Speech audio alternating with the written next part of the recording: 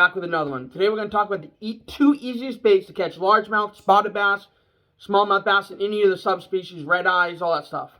A curly tail, a 3-inch curly tail on a jig head with a 1/0 hook, 1/4 ounce, cast it out there, slowly retrieve it, swim it through the water column, about mid-depth if you can. That's number one.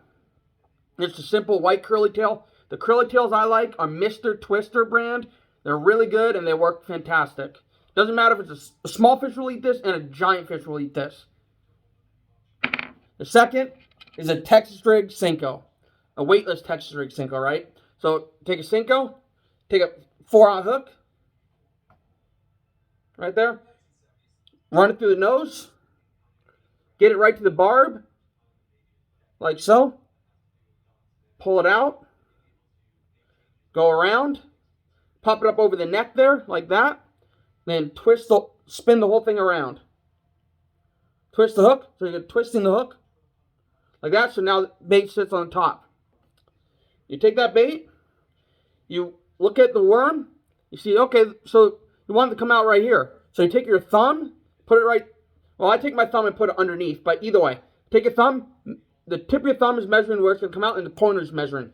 Bend the worm, go right where your thumb is, and right through, pull it out.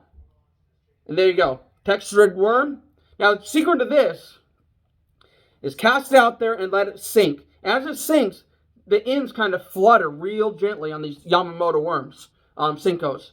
The reason you use a Senko versus other brands, the way this is the original for one, and the way this moves, the very end of it, you can't see it, but the ends wiggle like that as it falls. So it slowly flutters. Other brands are a little stiffer and they don't flutter as much. And that little flutter is what gets the fish to bite. Okay? Swim in the curly tail, Mr. Twister curly tail, and cast this out and just letting it sink. And every once in a while, twitch it a little bit, 3 twitches, and let it sink again. But that's the easiest, and the key with this, take that point that hook, and just text pose it, it's called. Just put it just underneath. So pull the worm forward, and let it go, and you just bury the tip of the worm just enough that it is weedless. And the weeds won't get stuck on it now, but if fish bites this, it pops right out.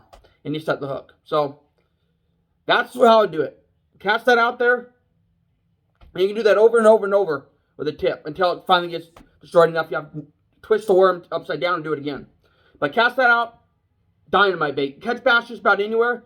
And this will catch bass just about anywhere. The curly tail. So those are the two baits. I would suggest casting on 12-pound fluorocarbon mono or 10-pound fluorocarbon or mono. Cast it out there, let them sink. This one sink, and that falling action they bite it on the fall. This one on the swim they bite it, and on the fall. That's my two best baits for just about anywhere. Doesn't matter where you're fishing, they'll bite it if it's a bass. Crappie and panfish will bite this too. So there you go. That's my tip.